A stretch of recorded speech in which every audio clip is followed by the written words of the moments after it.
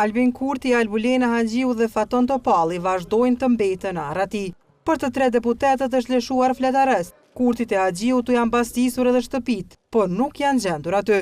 Kurse kolegja e tyre deputetja Donika Kadaj Bujupi vazhdon të jetë në paraburgim me vendim të gjykatës themelore. Tribuna Channel ka kontaktuar me Faton Topallin dhe Albulena Haxhiun. Deputeti Topalli nuk ka dashur që të komentojë vendodhjen dhe kërkimin e tij nga ana e policisë. Por ai ka thënë se do të vazhdojë aktivitetin e tij politik edhe larg prezencës së publikut. Kur u lëshua fletaresi për të, Topalli gjendej në Zvicër.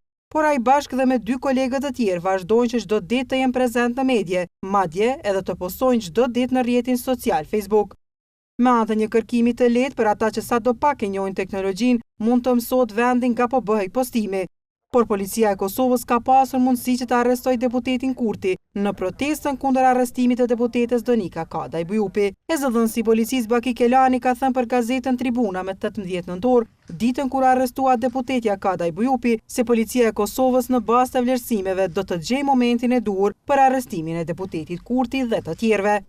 Kurse policia e Kosovës në një përgjigje për Tribuna Channel përmes postës elektronike nuk ka dhënë shumë detaje lidhur me arrestimin e deputetëve.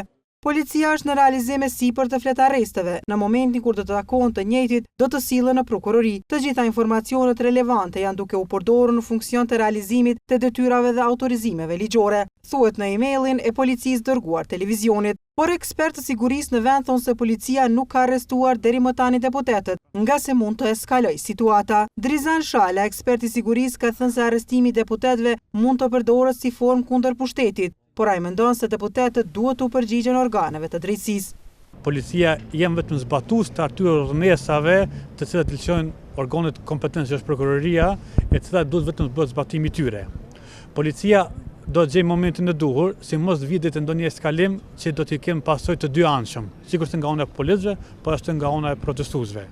Shala konsideron se fletareset janë legjitime, pasi janë lëshuar nga institucioni kompetent, siç është prokuroria, por ndryshe mendon eksperti tjetër Avni Islami. Ai thotë se arrestimi i deputetëve nuk duhet të ndodhte fare.